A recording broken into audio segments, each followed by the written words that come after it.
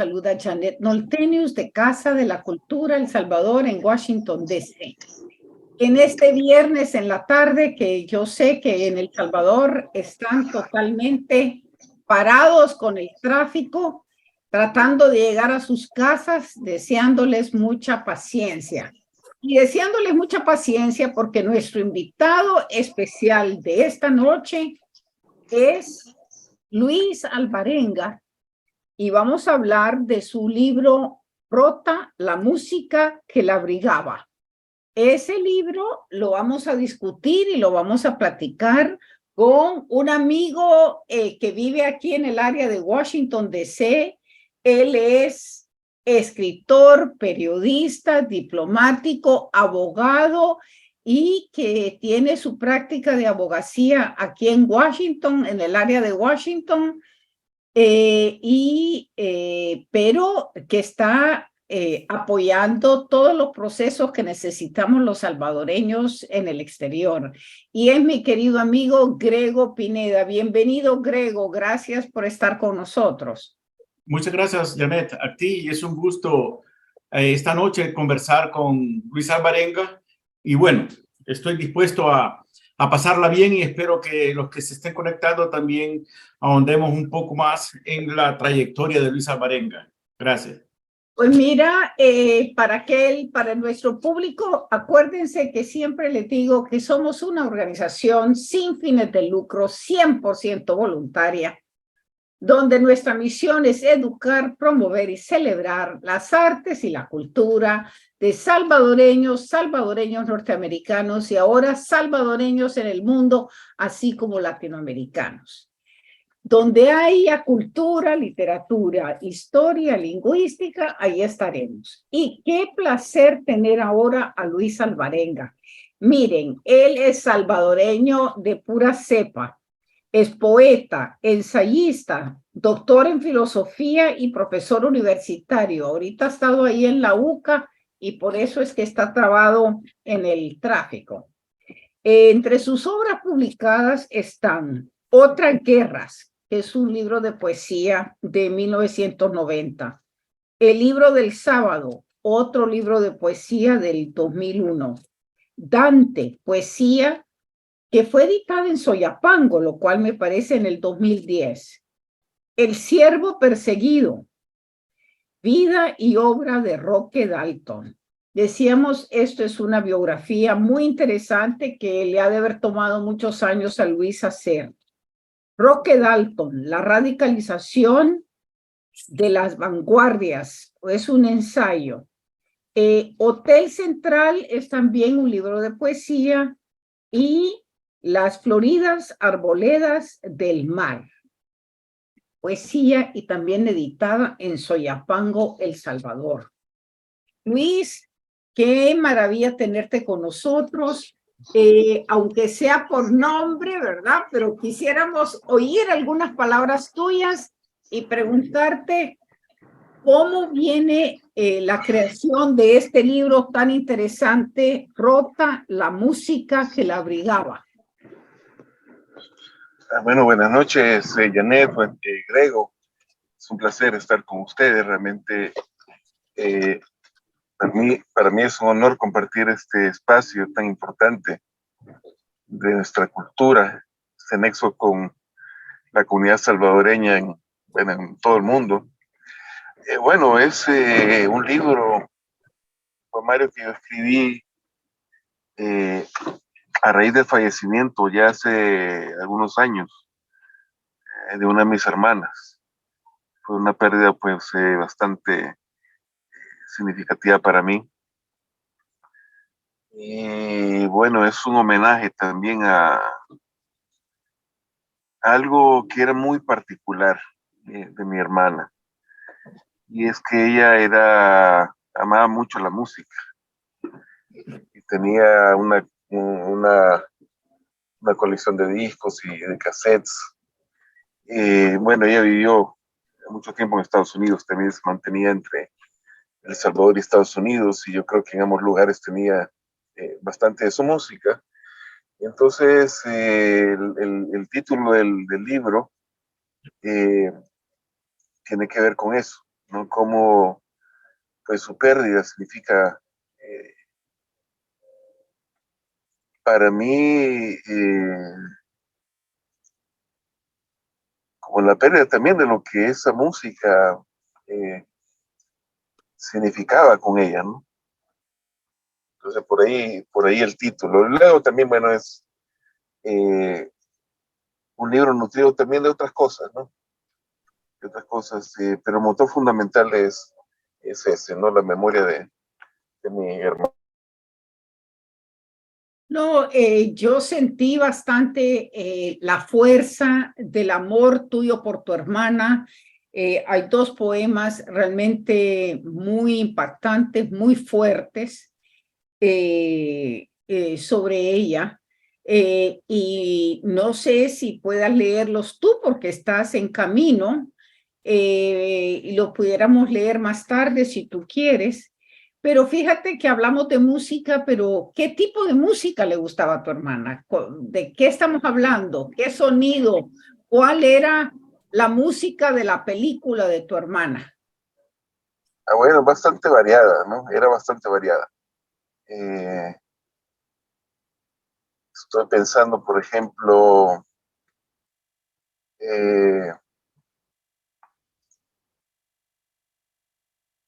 música, por ejemplo, de los años 60, 70, le gustaba eh, música de los Carpenter, ¿no? Me encantaba la voz de Karen Carpenter, eh, Petula Clark, Anne Murray. Tenía pues ese gusto por estas intérpretes y desde una edad bastante temprana. Yo bueno, pues era bastante la diferencia, ¿no? Entre edades, entre ella, mi otra hermana y yo, son como 7, 8 años. Entonces, bueno, ya cuando yo era niño, ya eran adolescentes y las dos, y pues estaban en esa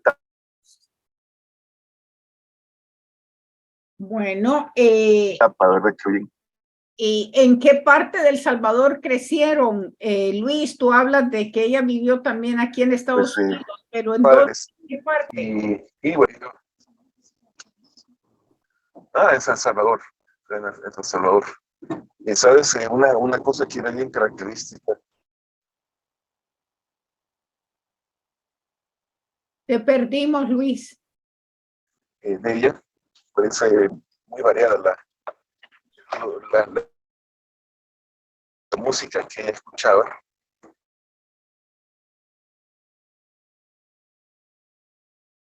Bueno, mira, casi no te oímos, entonces para mientras se mejora. Bueno, ya no sé, bueno,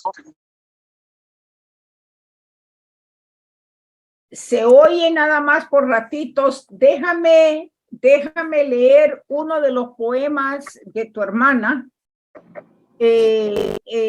Voy a empezar por el poema que le da título a este libro y dice: despedida de los discos de su hermana muerta. Por último, dejó rota la música que la abrigaba y con un cordel de ciudades quiso torcerle el cuello al aire y tenía alas blancas. Un poco antes hacía castillos de sordos estruendos, de explosiones que callaban, y sacaba los dientes y mordía lo que no se nombra, los mandatos con huellas de sus colmillos. Pero ayer se despedía, ya sin sus discos que robaban coros a los muertos, con una serenata de fantasmas, sepultados en memorias estereofónicas.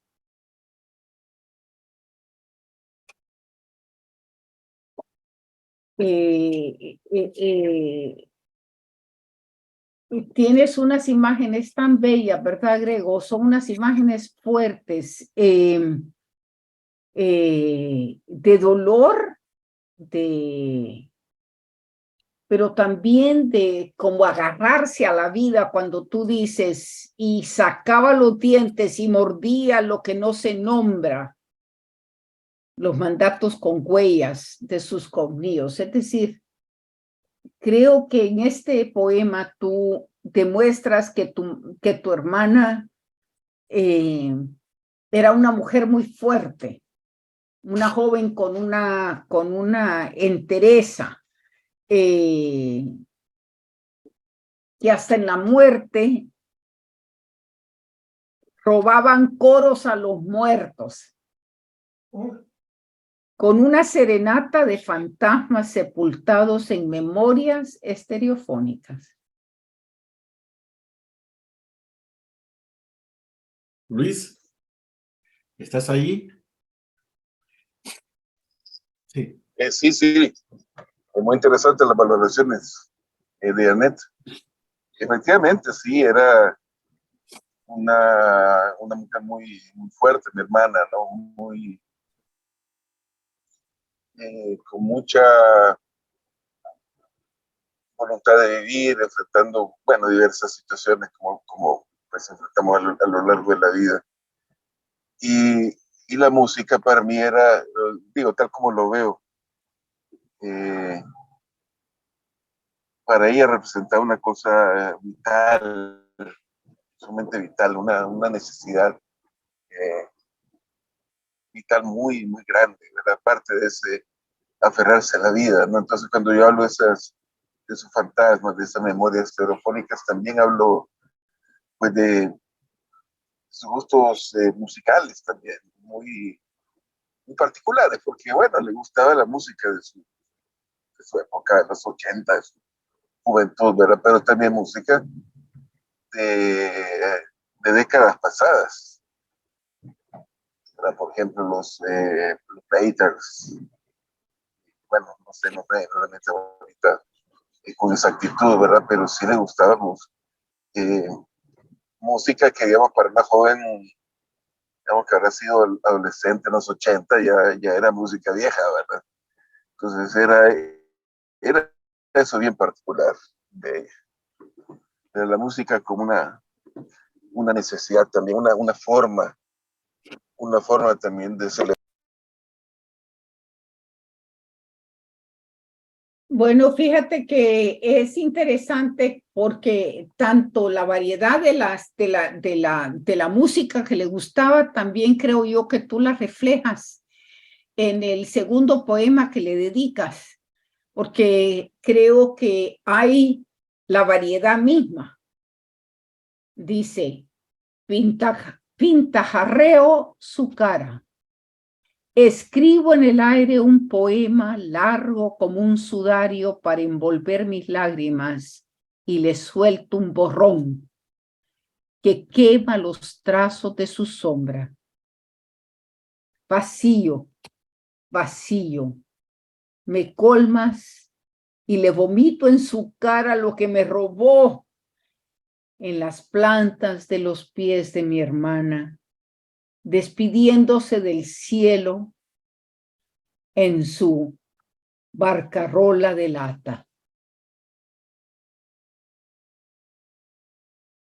Es decir,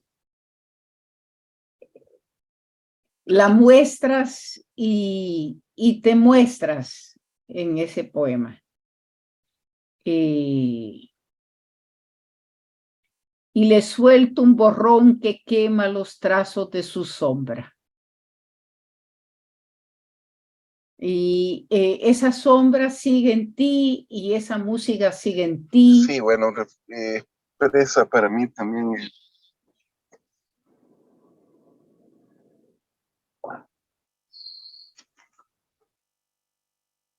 No se te oye, Luis, no se te oye, te vas. vamos a ver, bueno, sí expresa para mí, cabal, ese poema exactamente, bueno, ese momento de la pérdida que creo que a todo el mundo le pasa, te enfrentas con el hecho incontestable de la muerte de alguien que has amado. y bueno, y te resiste a aceptarlo, ¿no? Porque si una persona muy importante que ha estado en tu vida en diferentes etapas, que has crecido junto con ella, pero está el hecho incontestable, ¿verdad?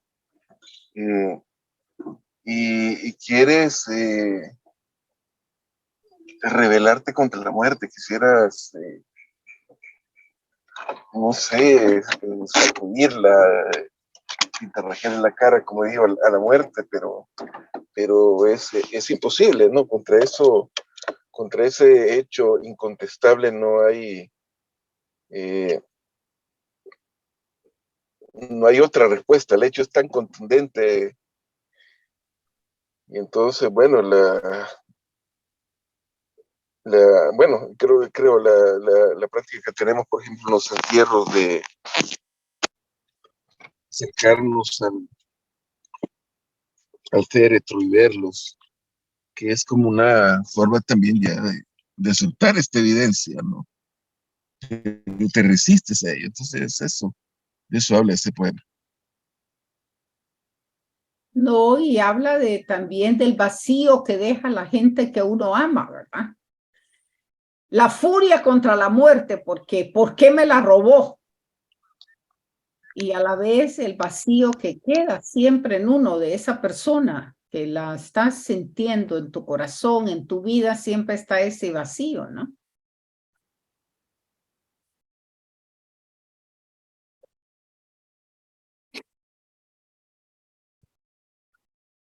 Luis, mire, escuchando tus valoraciones, Janet, y el intercambio, me alegro mucho de escuchar esto. Quiero comentarte que yo escribí un artículo en el Washington Hispanic que también se publicó en el Washington Hispanic, en Washington, D.C., pero también allá en El Sabor, en Contrapunto, y que lo llamé Rota la música que la brigaba de Luis Alvarenga. Y está publicado en esos dos portales. Pero es interesante porque cuando yo leí el poemario, me tomé el trabajo de leerlo como se lee la poesía, degustándola, tratando o como yo leo poesía, pues no, pero degustándola y tratando de conectar no solo en el texto, sino que en el contexto y en el trasfondo. Es un esfuerzo de codificar, ¿no?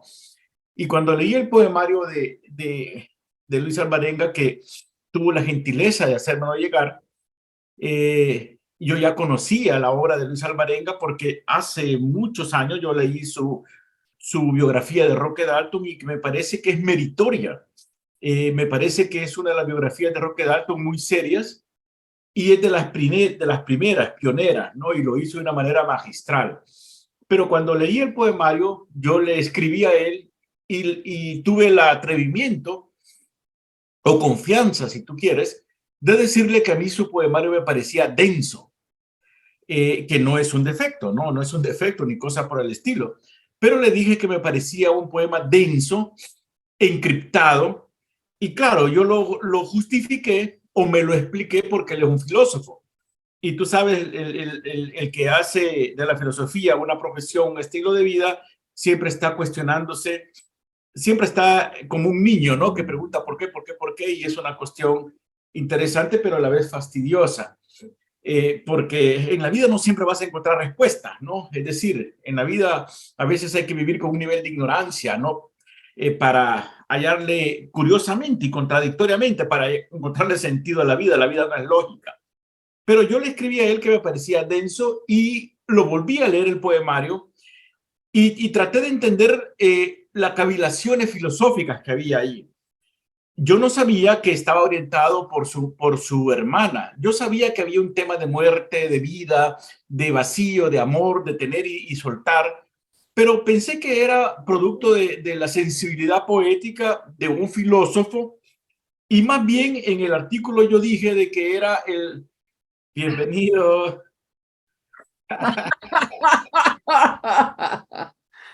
Bueno, te agradecemos mucho porque has hecho una travesía rápida de tu trabajo de la UCA al lugar donde has llegado, supongo que tu casa. Muchas gracias, Luis. No, gracias a ustedes. Además, bueno, hay un atajo. que ayuda a evitar muchas de esas cosas. Y puedes mantener el micrófono abierto. Estábamos diciendo, mientras estabas tú, le estaba diciendo de cómo tuve el gusto de leer tu poemario, porque yo ya conocía tu obra hace 20 años, tu famosa biografía de Roque Dalton, que a mí me parece una biografía que ya quedó para la historia, es decir, ya eso te va a trascender, ¿no? Yo pienso que es una gran contribución a la historiografía.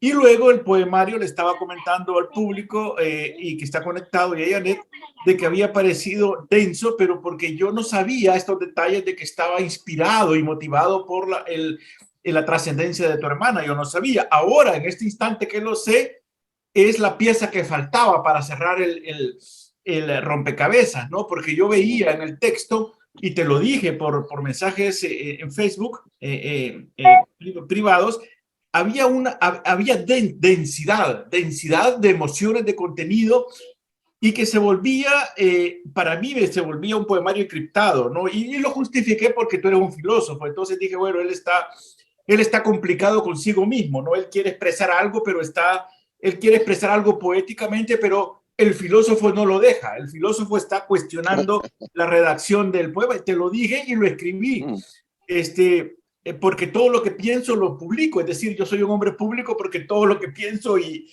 lo publico, ¿no? Entonces ahí está en las redes, en los periódicos lo que pienso.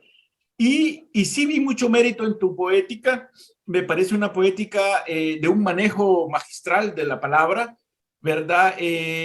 Haciendo muchos malabares con las metáforas y el uso de la palabra encriptada, pero ahora comprendo, ¿no? Ahora comprendo que había dolor, que había, como tú dices, había un buscar explicaciones a cosas trascendentes, ¿no?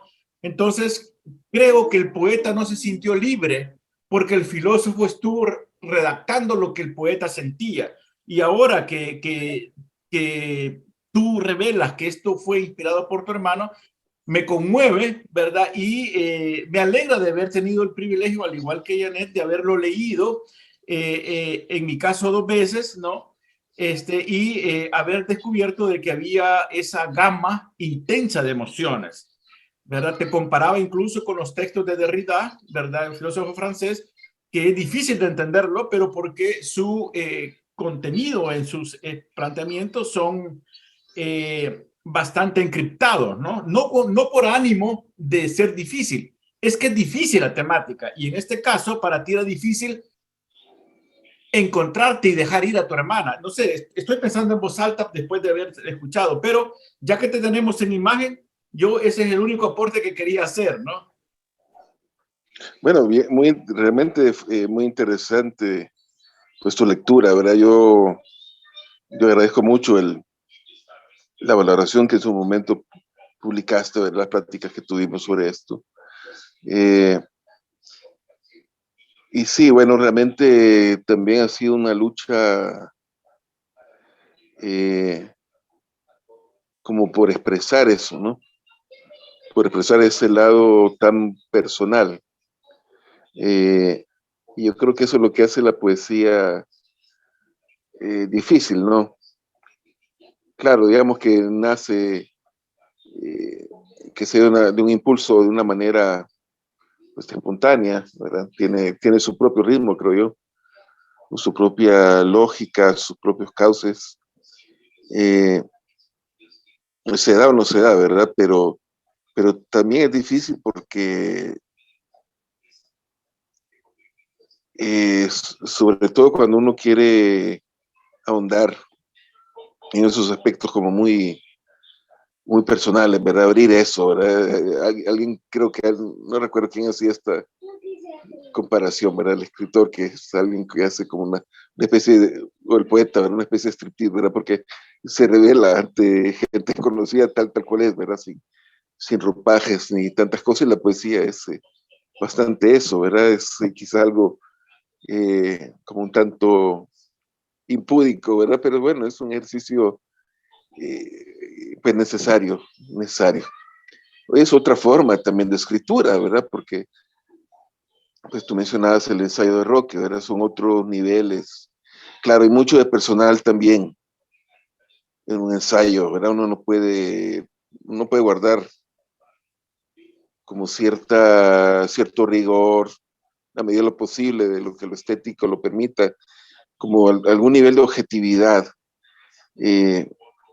Pero vuelcas también mucho a lo personal, pero a otro nivel que en la poesía. La poesía es otra cosa, y creo que es una lucha también como por abrirse, ¿verdad? Abrir el ser de uno, las cuestiones como más esenciales mediante la palabra. Bueno, y dinos, ¿vas a poder leer tú uno de tus poemas de este poemario? Pero una pregunta, Luis, tengo una curiosidad. ¿Cuánto tiempo tardaste en escribir el poemario? No en publicarlo, sino que en escribirlo. ¿Cuántos meses te llevó? Habrá sido como un año. Esto,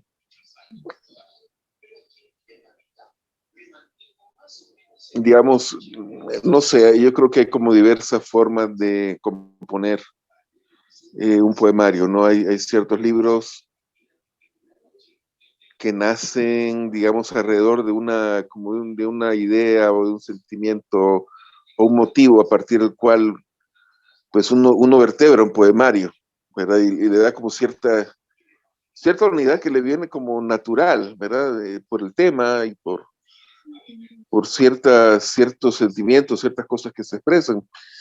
Pero en otros casos, y creo que este es también uno de esos casos, eh, fue, digamos, algo escrito de manera dispersa en diferentes momentos.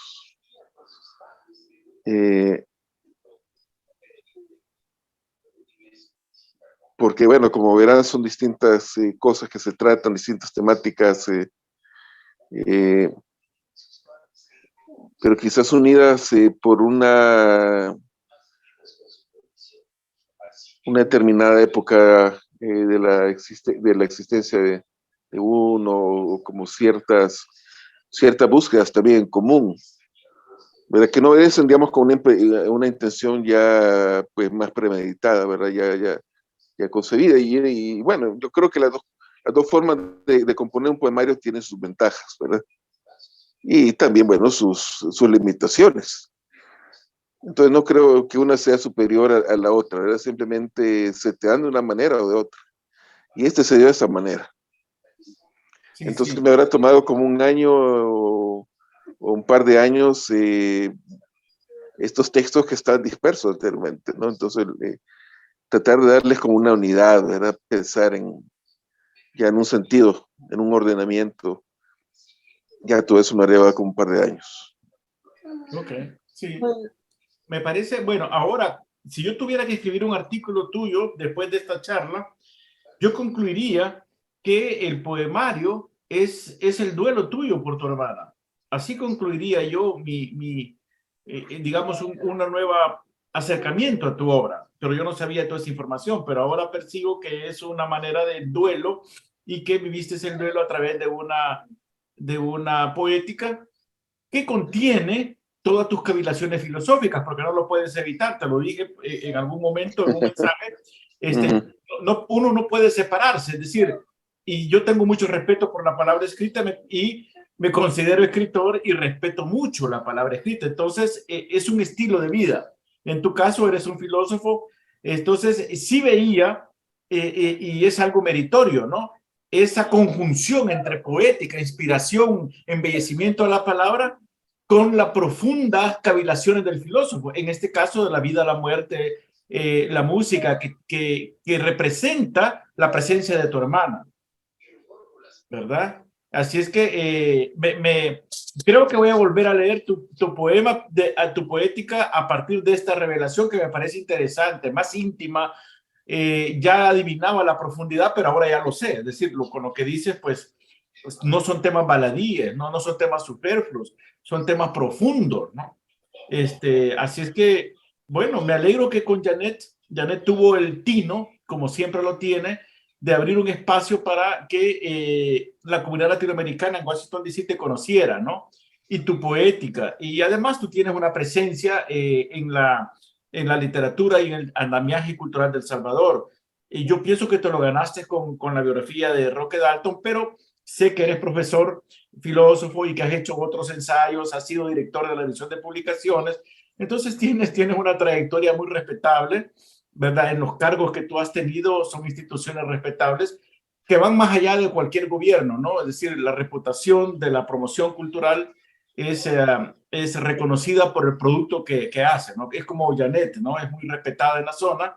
La calidez, la calidad y la rigidez con que maneja la proyección cultural ha generado, pues, primero un reconocimiento, segundo un respeto y en lo personal gratitud, porque estábamos hablando antes de que te conectaras, hablar de cultura, hablar de producción artística del nivel que merece promoverse en El Salvador, pues casi es un apostolado personal, ¿no? Es decir, Sí, tienes que sacrificar tiempo e incluso hasta tu propio dinero, ¿no? Así es que hasta aquí mi participación, pero Janet sigue. Janet, por favor. Mira, adelante, mira, es ciertamente, este poemario tiene diferentes elementos, ¿verdad? Y me gustaría pues que tú escojas qué es lo que te gustaría compartir con el público, porque yo ya tengo mis favoritos, ya te dije, ¿verdad? Yo bien. tengo una gran curiosidad, pero me encantaría que leas algo que a ti te gusta y que te queda marcado ese poemario. Adelante. Déjame ver.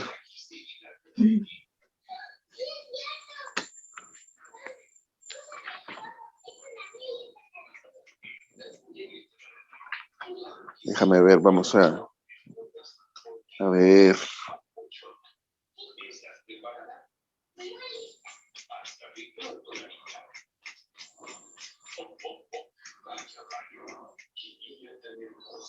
Bueno, este se llama Pesadilla Nocturna.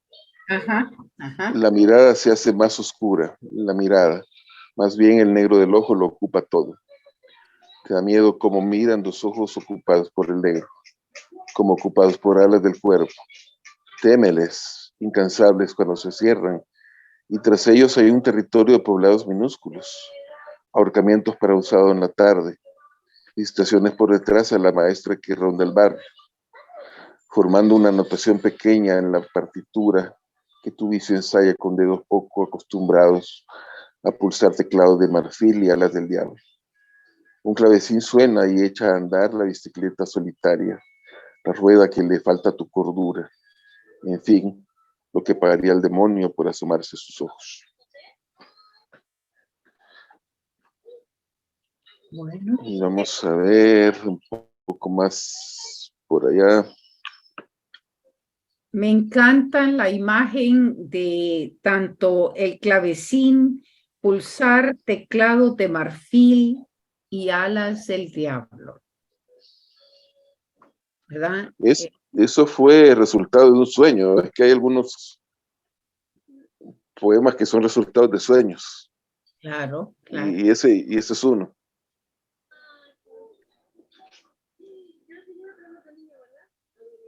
Pero muy duro eso tras ellos hay un territorio de poblados minúsculos, ahorcamientos para un sábado en la tarde. Uf. Uf. Bueno, ahora lee otro que querías.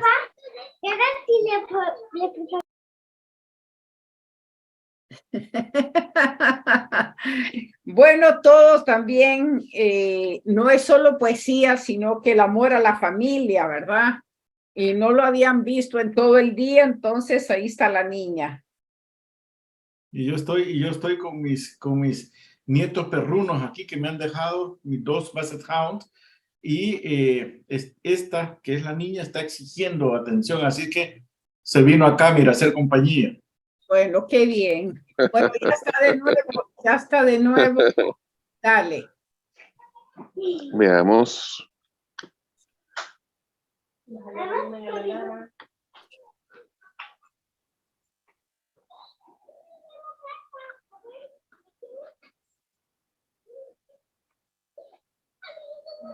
Veamos, déjame ver acá.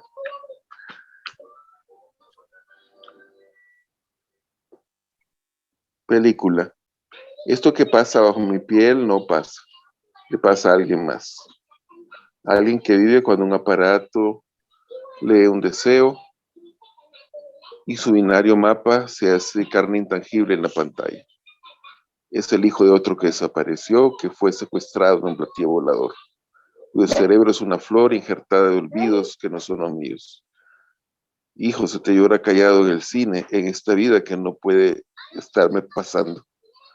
Porque a nadie se le desaparecen los hijos. ¿Por qué todos decimos sus nombres y ellos responden? Porque esto es extraño. Debo ser extraño.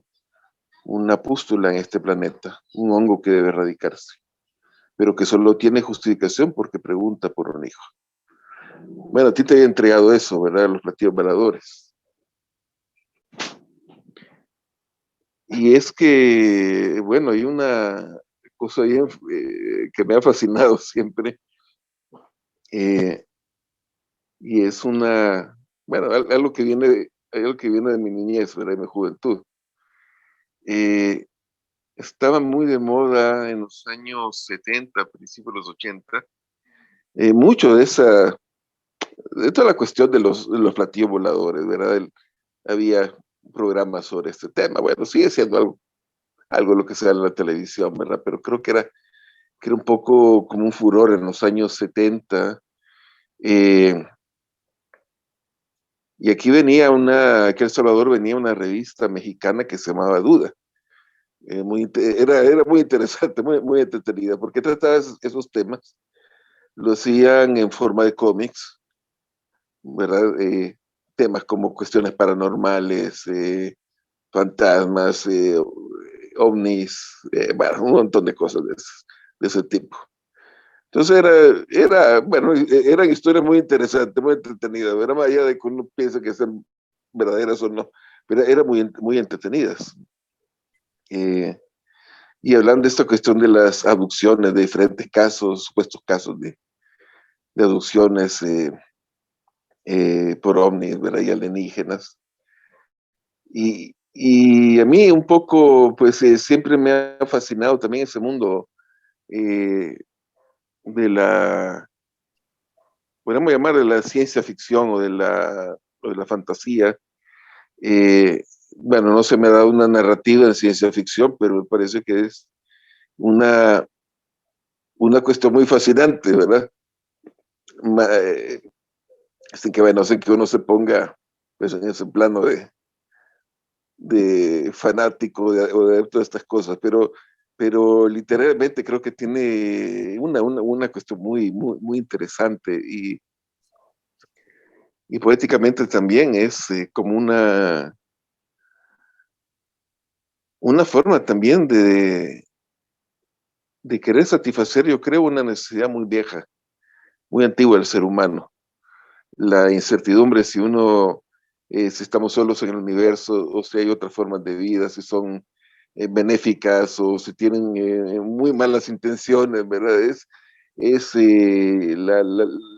poco una respuesta ante la soledad del ser humano, pero también el temor muy humano también de lo desconocido y buscar la explicación, aunque sea pues estrambótica, ¿verdad? A, a eso que se desconoce. Entonces es una especie de homenaje a toda esa literatura, ¿verdad? En particular esos cómics. Tenían muy buenos ilustradores, muy buenos guionistas y bueno, expertos en recopilar todas estas historias, ¿verdad? Eh, era muy interesante, ¿verdad? Es parte, creo yo, también de la cultura popular de los 70, ¿no? Toda esta cultura de la revista, ¿verdad? Los paquines, ¿verdad? Que le llamamos cómics ahora, eh, que venía mucho por acá, ¿verdad? De México, muchísimas cosas de México, algo de la Argentina también, ¿verdad? Muchas de estas publicaciones de distintos tipos, ¿no? Que creo yo son parte también de la formación de mucha gente joven de esa época. Pues mira, también me pareció, ¿sabes qué? Muy interesante que la lectura de este poema es tan variado, porque para mí habla del miedo que se vivía en El Salvador, porque es el hijo de otro que desapareció, que fue secuestrado en un platillo volador y cuyo cerebro es una flor injertada de olvidos que no son los míos. Hijo, se te llora callado en el cine, en esta vida que no puede estarme pasando. Yo creo que yo también tengo otra lectura, que estamos viviendo una película que ese sí es una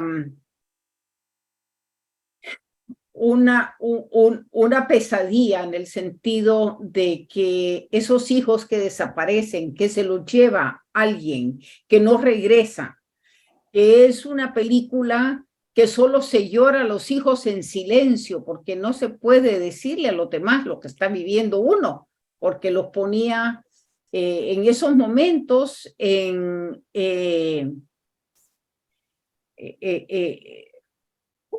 peligro, ¿verdad? Entonces yo creo que porque a nadie se le desaparecen los hijos, porque todos decimos sus nombres y ellos responden.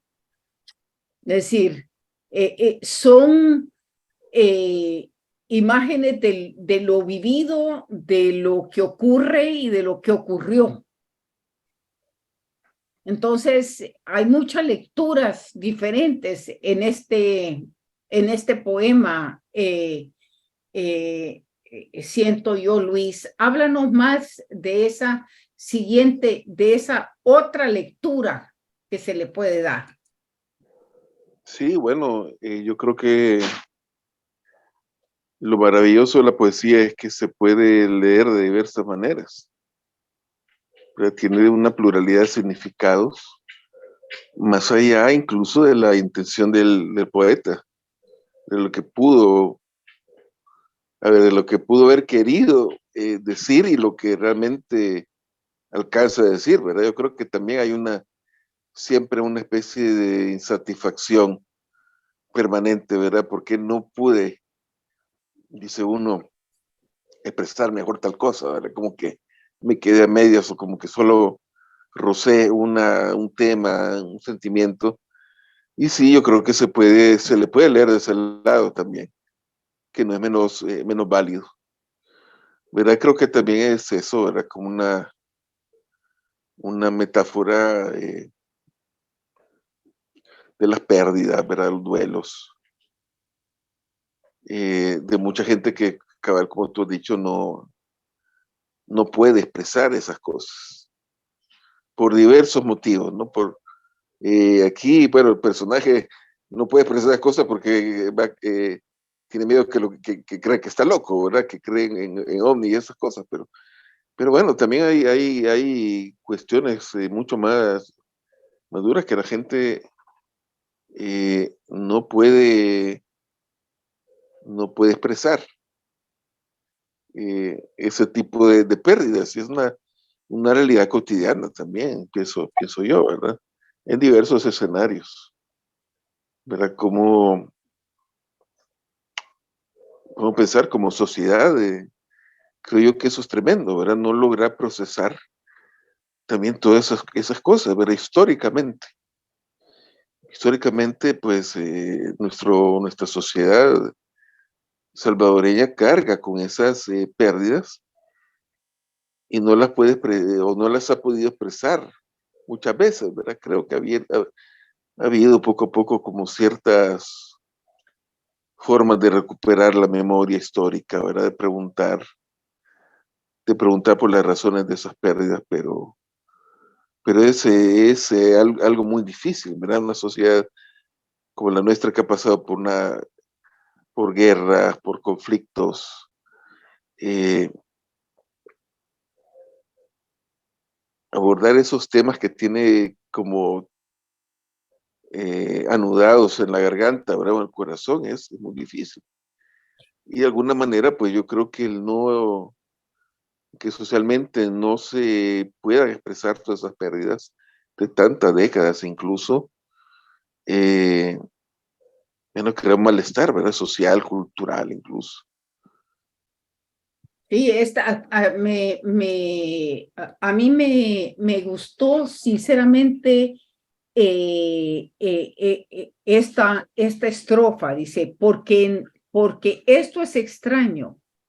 Y ahí viene el cuestionamiento. Debo ser extraño, una pústula en este planeta, un hongo que debe erradicarse, pero que solo tiene justificación porque pregunta por un hijo.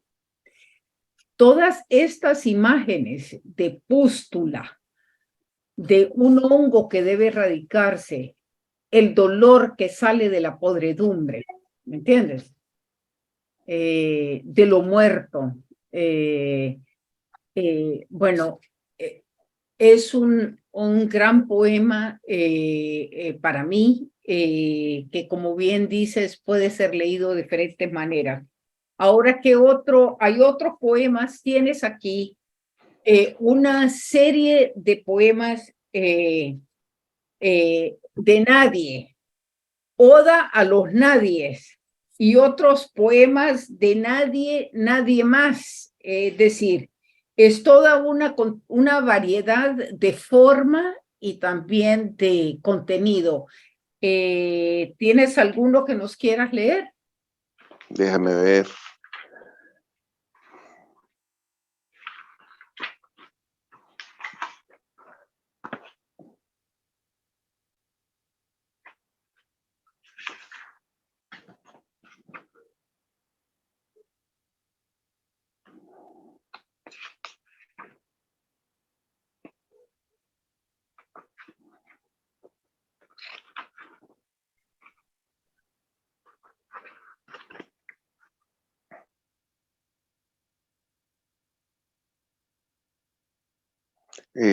Vida de santo.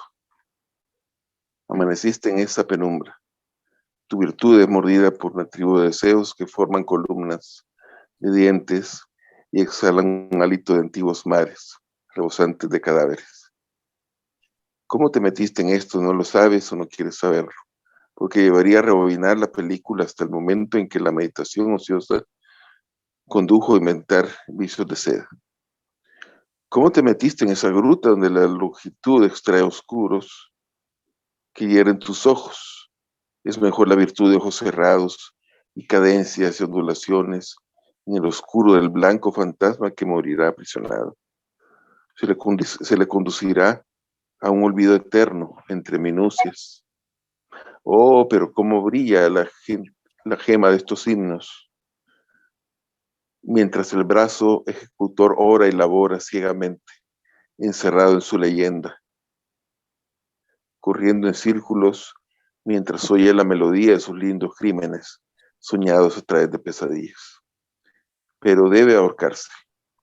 La justicia no llegó con la tonta ingenuidad que ofreció 3 tiempos verbales para su salivoso solar. Ahorcarse mientras he visto los ojos, visto y desvisto sus ojos. Este se llama estampa. Una planta extraña florecerá donde cayó mi último verso, escupido con desgano o con posteridad. Ahora ríe mientras se enjabona y el agua le borra la armadura que se pintó para matar dragones. Por esta carcajada vencerás.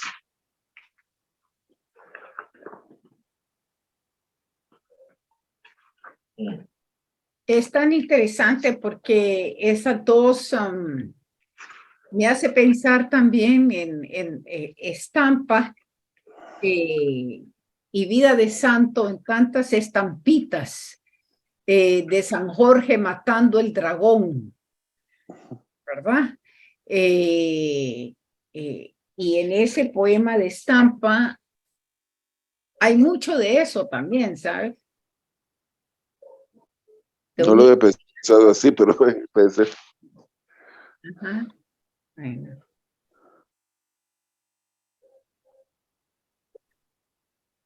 Pues mira, quería saludar, mientras tú buscas poemas, quería saludar a la gente que está con nosotros, a Carmen Benítez, a Jaime Eduardo Oliva Mancía, a Carlos Acevedo, a la poeta Juana Ramos, que está viéndonos de Nueva York, Humberto Romas, Sixto Álvarez, Roberto Castillo, Cristi García Castro, Héctor Marín, Iván Escobar.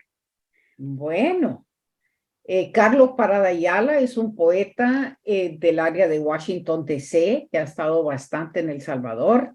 Gracias, Carlos. Nancy Gutiérrez y Janet Castro, o una amante de la poesía. Ella es colombiana y goza de la poesía. Gracias a todos por estar con nosotros esta noche. Y ¿ya no vas a leer algo, otra cosita? Bueno, sí, este se llama Cutumay Inferno. Ay, ay, ay, ay, ay. Okay. Si quieres ser libre, ven a la gran ciudad de Cutumay Inferno. Sus carreteras son anchas y correrás sin límites. Pero hay murallas que saltan para que te destroces solo porque sí. Y en ellas tus ruedas subirán y darás vueltas como una película de Will Smith. Y te quebrarás el cráneo como un coco del cual saldrán tus obras completas, enmielando el asfalto. Y tu brazo de Popeye el marino estará henchido de ríos de droga hervida. Si la soledad te abraza, ven a la gran ciudad de Cutumay Inferno, y una sombra maldita soplará detrás de tu cabeza, hasta cuando te levantes a orinar tristezas. Es ahora el turno de la gran invocación. Oh, Cutumay Inferno, la ciudad que desde el año 92 abolió la soledad. Si sientes que vives en un hormiguero, ven a la gran ciudad de Cutumay Inferno, y encontrarás calma y recogimiento, mientras las hormigas te devoran el sexo que tienes por cabeza, cuando tus pecados te tiran afuera de la humanidad y lejos del mundanal ruido. Cutumay Inferno, bella ciudad, donde pones el oído en tierra y oyes un coro de corderos colgados que marchan para el rastro, y por eso no se puede dormir, ni hacer el amor, ni ganar dinero, a menos que en todas sus esquinas suenen salmos estridentes que babean en tus oídos. Ven a Cutumay Inferno y llévame, o quémame si puedes. Poemazo. Me acuerda, me hace pensar en un poema de Jaime Suárez Quemain que habla de San Salvador. Ah, sí, sí, sí. Grande, grande. Pero esas en donde son otros los que mueven y se mueven a través de la ciudad, pero tu poema es el actor, es el autor el que se mueve, el que se revienta el cráneo, el que se quiebra ese cráneo, el que se autodestruye cada día, ¿verdad? Es el pueblo que se autodestruye. Hay todas unas, para mí, sí, Sí, es que bueno, me lo imagino como un lugar, una población, digamos, que en el pasado fue enmarcada por la guerra, ¿verdad? Como lo dice la primera muteada de su nombre, pero ya en el siglo XXI es algo que ha perdido su memoria, completamente algo desnaturalizado, ¿verdad? Gentrificado hasta cierto punto, ¿verdad? Entonces me lo imagino así como una cosa, surrealista. sí, delirante, ¿no? Delirante. Como ese dejo de, esa mezcla de cosas posmodernas, pero también, eh, pues un lugar que no puede dejar de ser lo que en el fondo es, pero un lugar que ha sufrido, que ha pasado por la guerra y otras cosas, ¿verdad? No es un lugar concreto, ¿verdad? Pese al nombre, ¿verdad? Sino que es como una metáfora, ¿no? De tantos lugares.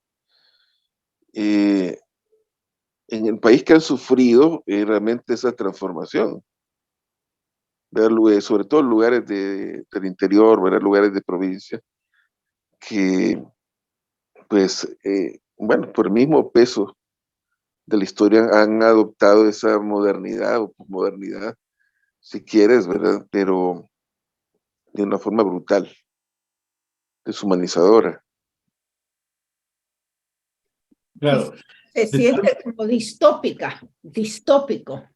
Sí, Ah, de tal manera que la realidad es tan cruda, tan dura, tan indigerible, que solo es probable, posible y viable con la poesía, ¿verdad? Con la poesía, porque yo sé que tú manejas la pluma magistralmente con los ensayos y la investigación, pero terminaría siendo un calco de la realidad que es grotesca. En cambio, con la poesía, que muchas veces es ficción, se logra hablar con la ficción de la realidad, es decir, se logra plantear una situación real con todo el manejo de las metáforas, ¿no? Y como tú dices, el lector se aproxima a un poema y tiene diferentes lecturas, ¿no? Es decir, el poema se complementa con el lector.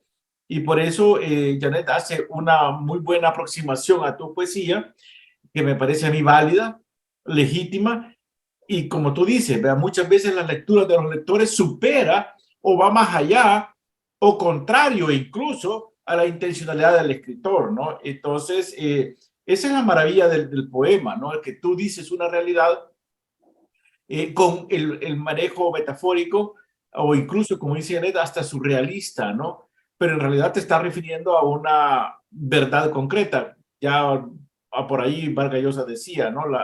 La verdad de las mentiras, ¿no? Manejar las verdades con las mentiras literarias, ¿no?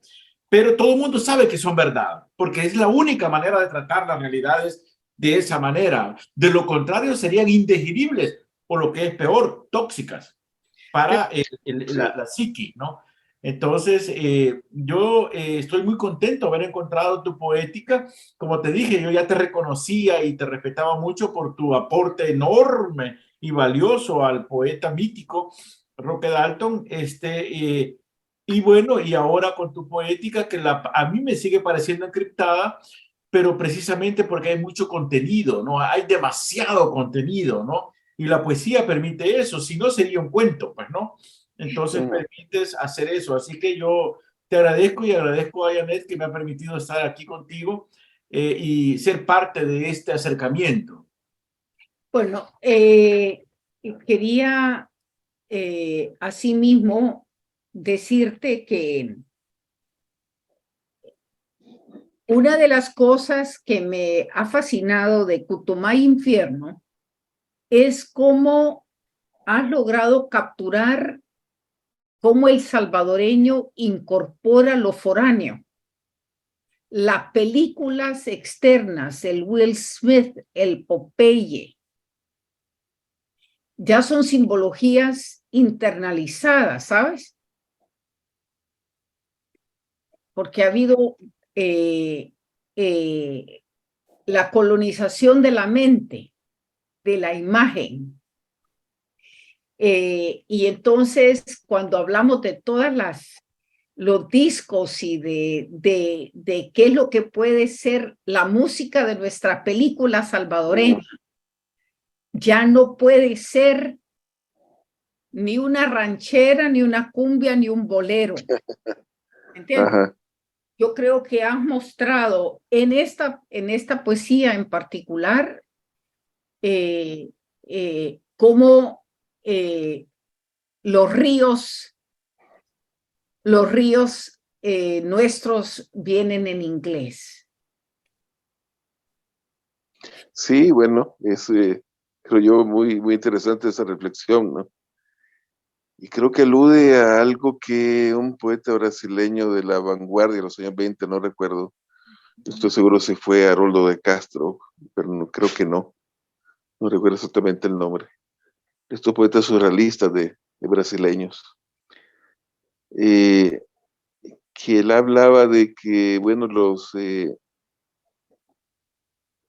culturalmente los latinoamericanos somos antropófagos, porque devoramos lo que el hombre occidental nos da o nos quiere imponer, lo devoramos y lo asimilamos y le damos una forma distinta, lo incorporamos.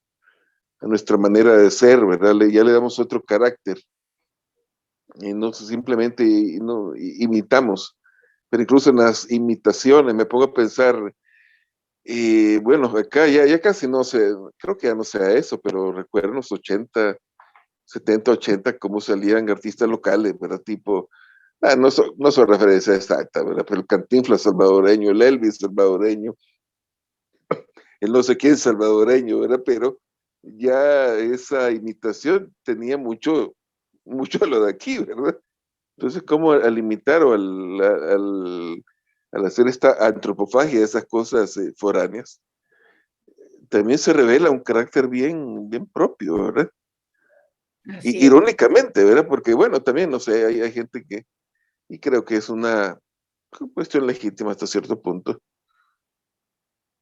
pero también tiene, pues, sus reparos, como una insistencia en buscar algo que sea lo puro, la raíz pura de lo salvadoreño, pero creo que eso no existe. Yo creo que ninguna cultura existe. Menos ahora, ¿verdad? Ni más ni menos en este momento tenemos pues un coloquio de este espacio que nos une con salvadoreños que viven en Washington o que viven fuera del país o que han nacido incluso y que se sienten salvadoreños y eso es completamente legítimo, incluso aunque hablen con otro acento, ¿verdad? El español, es también legítimo y eso es también muy salvadoreño, ¿no? ¿Por qué no? Entonces, entonces esas cosas son como muy propias, ¿verdad? Estas imitaciones o estas incorporaciones, ya lo que tú decías, ¿verdad? La melodía salvadoreña es buena parte en inglés, ¿verdad? Cómo incorporamos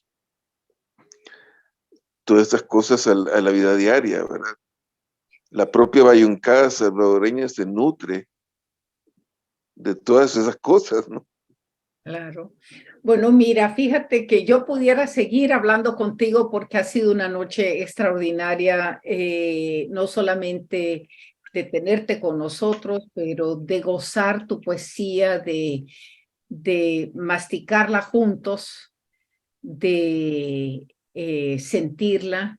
Quería dar las gracias a Grego por estar con nosotros y por haber escrito esos artículos sobre ti y sobre tu poesía. Gracias, Grego, por estar con nosotros y sobre todo, gracias a nuestro público y gracias a Luis que nos está siempre retando a leer en su poesía nuestra propia visión de las cosas y la suya también.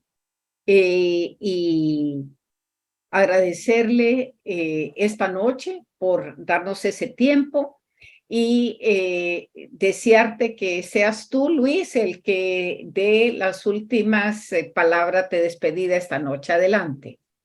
Bueno, como creo yo una palabra, gracias, ¿verdad? Gracias a las personas que nos acompañaron y sobre todo muchas gracias a ti, Janet, y a ti, Grego, por este espacio, ¿verdad? Por el interés también en leer y comentar muy acertadamente pues mi trabajo. Me siento muy honrado, ¿verdad? Y muy feliz, ¿verdad? Por este coloquio que ha sido tan ameno, ¿verdad? Tan bonito. Muchas gracias. Bueno, gracias a todos y muy buenas noches. Buenas Gracias. noches. Hasta luego. Hasta luego. Hasta luego. Hasta luego.